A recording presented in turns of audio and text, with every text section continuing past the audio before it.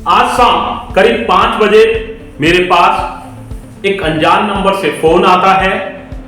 सामने से वो अपना परिचय आदित्य मंडल के तौर पे देता है और लदनिया के लक्ष्मीनिया का निवासी खुद को बताता है। उसकी आवाज में मजबूरी थी। उसके चचेरे भाई की हालत बहुत गंभीर थी। वो दरभंगा के पारस ग्लोबल अस्पताल में भर्ती है। उसकी मजबूरी ये थी कि 10 लाख रुपए से अधिक का बिल बन चुका था, उतना का वो भुगतान कर चुका था और पैसों की मांग की जा रही थी। अब आप कहेंगे इसमें कौन सी बात है बताने वाली। तब से मेरे दिमाग में ये बात कौन रही है कि उसी जिले में, उसी दरभंगा में DMCH अस्पताल है। अभी सप्ताह दिन पहले एम्स के उद्घाटन, एम्स के शिलान्यास या कहे कि उसके निर्माण को लेकर के, स्पेशलिस्ट हॉस्पिटल में OPD शुरू होने को लेकर के और DMCH के विस्तार को लेकर मुख्यमंत्री नीतीश कुमार ने समीक्षा बैठक की। क्या ये संभव नहीं है कि DMCH के पास वो सारी सुविधाएं, वो सारे इलाज उपलब्ध हों जो उसी शहर से, उसी किलोमीटर के अंदर DMCH और पारस ग्लोबल अस्पताल के बीच 1 से 1.5 किलोमीटर का अंतर होगा। क्या इतने फासले के बीच में एक मेडिकल कॉलेज के पास इतनी सुविधा, इतनी इलाज की सुविधा नहीं है कि वो लोगों का सही से इलाज कर सके। आदित्य मंडल ने बताया कि उसके भाई का करीब 1.5 महीने पहले एक्सीडेंट हो गया था।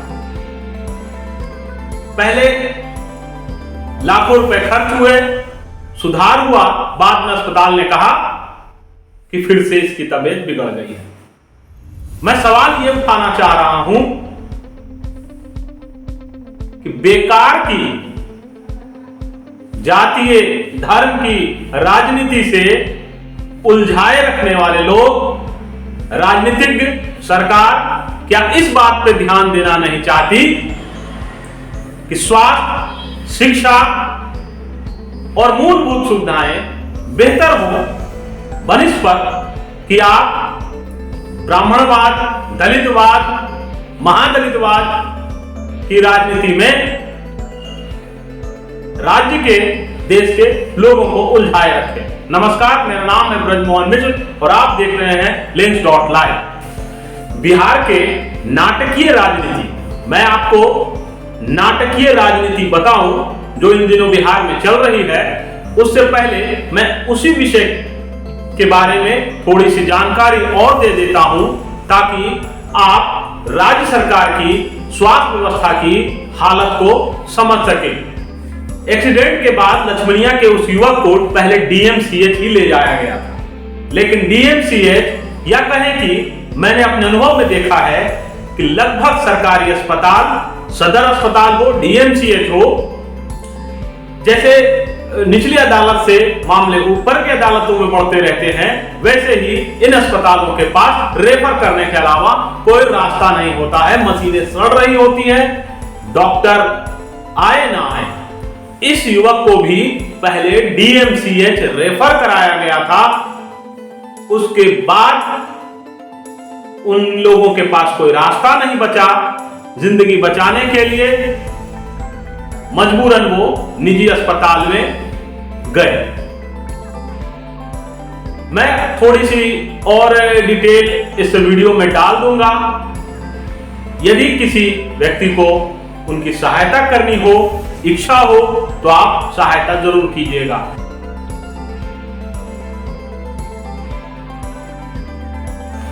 अब मैं आपको बिहार में इन दिनों जो चल रही है जातीय राजनीति, समाज के ठेकेदारों की, जी हां, कोई ब्राह्मण समुदाय का ठेकेदार बना है, कोई दलित महादलित का ठेकेदार बना है। विकास हो न हो, नल के जल में पानी आए ना आए।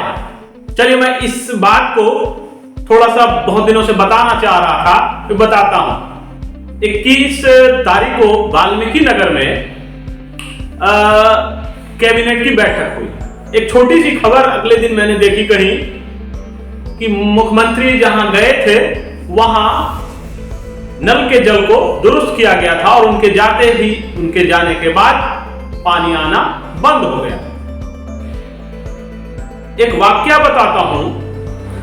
करीब 3 महीने पहले टाइम्स ऑफ इंडिया और इंडियन एक्सप्रेस ने एक खबर प्रकाशित की नल के जल को लेकर के कि ये योजना के तहत कितनी गड़बड़ियां हैं और कुछ पंचायतों का उदाहरण दिया कि यहां पानी नहीं आता। भाई साहब, सुशासन बाबू के अधिकारियों को यह बात इतनी बुरी लगी कि लंबा चौड़ा नोटिस पकड़ा दिया गया। लेकिन मैं दावे के साथ इस बात को कह रहा हूं, पंचायत चुनाव के दौरान जितनी पंचायतों में मैंने जाके देखा, रिपोर्टिंग की, 80 से 85% पंचायतों में, वार्डों में नल जल योजना बुरी तरह से फ्लॉप है। कहीं टूटी है, कहीं पानी नहीं है, कहीं टूटी नहीं है। मतलब आप इसको पूरी तरह से फ्लॉप कह सकते हैं। यहां तक कि पार्टी से जुड़े लोग भी, सत्ता की पार्टी से जुड़े लोग भी, मौजूदा मुखिया भी इस बात को मान रहे थे कि यह योजना बिल्कुल फ्लॉप है। अब आप मेरे ऊपर नोटिस कर दीजिए, यह आपकी स्वेच्छा है, लेकिन इस बात पे किसी का ध्यान नहीं है। आपको पता है बिहार में 8000 से ज्यादा पंचायत है और इससे 10 से 15 गुना ज्यादा वार्डों की संख्या है और एक वार्ड में 15 से 17 लाख रुपए का बजट नल जल योजना के लिए। और सरकार का, विभाग का दावा है कि 95% से ऊपर वार्डों में इस काम को कर दिया गया है। अब आप अंदाजा लगा सकते हैं, करोड़ों अरबों रुपए की ये योजना थी और क्या ये पानी पहुंचा, लोगों को मिल रहा है? क्या जो टंकी लगाया जा रहा है या जो मोटर लगाया जा रहा है या पाइप बिछाया जा रहा है, उसकी गुणवत्ता क्या है, वो कब खराब हो रहा है, पानी आ रहा है कि नहीं आ रहा है? बस जिनको ठेका दिया गया उनको पैसा मिल गया। इस बात पर कोई राजनीति नहीं, कोई चिंता नहीं। किसी ने बोला, किसी ने लिखा, तो आप नोटिस कर दीजिए। बस आप उलझा के रखिए कि किसने किस जात को क्या कहा।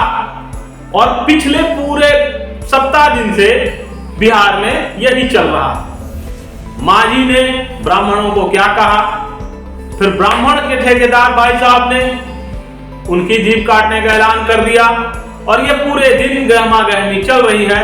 और ये राजनीतिक उठापटक आज गजेंद्र झा ने प्रेस कॉन्फ्रेंस किया और कहा कि बिना शर्त मांझी ने माफी नहीं मांगी है। जितेंद्र राम मांझी ने बिना शर्त माफी नहीं मांगी है, इसलिए वो अपने बयान पे कायम है। जैसे मांझी कह रहे हैं कि वो एक नहीं 100 बार कहेंगे जो वो शब्द कई दिनों से कह रहे हैं। तो गजेंद्र झा का जवाब था कि वो भी एक नहीं 100 बार जीभ काटेंगे। अब बताइए, मांझी साहब ब्राह्मणों को कह रहे हैं कि भाई भोज दो।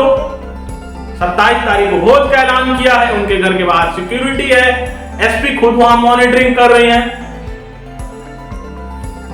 इसके पीछे एक राजनीति ये है, आज वीआईपी के मुकेश सहनी भी वहां पहुंच गए हम और वीआईपी दोनों यूपी में गठबंधन करके भाजपा के खिलाफ चुनाव लड़ रही है और यहां दोनों साथ में हैं। अब आप राजनीति समझ सकते हैं। लल्लन सिंह कह रहे हैं कि जेडीयू भाजपा के साथ यूपी में लड़े। अब आप इसको राजनीति को समझिए कि किस तरह की राजनीति हो रही है और इन्हीं राजनीतिक पेचीदगियों में आप और हम उलझे रहे। इन नेताओं की, इन सामाजिक ठेकेदारों की, इन जातीय ठेकेदारों की हमेशा यही मंशा रही है। इस बीच मुख्यमंत्री समाज सुधार यात्रा पे निकले हुए हैं। आज गोपालगंज में थे। वही उनकी जो बातें हैं शराब बंदी को सख्ती से लागू करने को लेकर, जीविका दीदियों के साथ संवाद, अधिकारियों के साथ समीक्षा, नतीजा क्या होगा वो आने वाला वक्त ही बताएगा। लेकिन फिलहाल बिहार की राजनीति मैं अपने व्यक्तिगत तौर पे कह रहा हूं निराशाजनक है। मधुबनी में आज एक दुखद घटना हुई। एक 10 साल के बच्चे को एक ट्रक ने कुचल दिया रांटी चौक पे। दर्दनाक मौत हो गई। आक्रोशित लोगों ने घंटों सड़क जाम किया, मुआवजे की मांग की, जैसा कि अक्सर होता है। दूसरी तरफ उद्योग मंत्री भी आज, शहनवाज हुसैन भी आज मधुबनी पहुंचे हुए थे। नए उद्योग भवन का उद्घाटन किया और अपनी सरकार की प्राथमिकता गिनाई।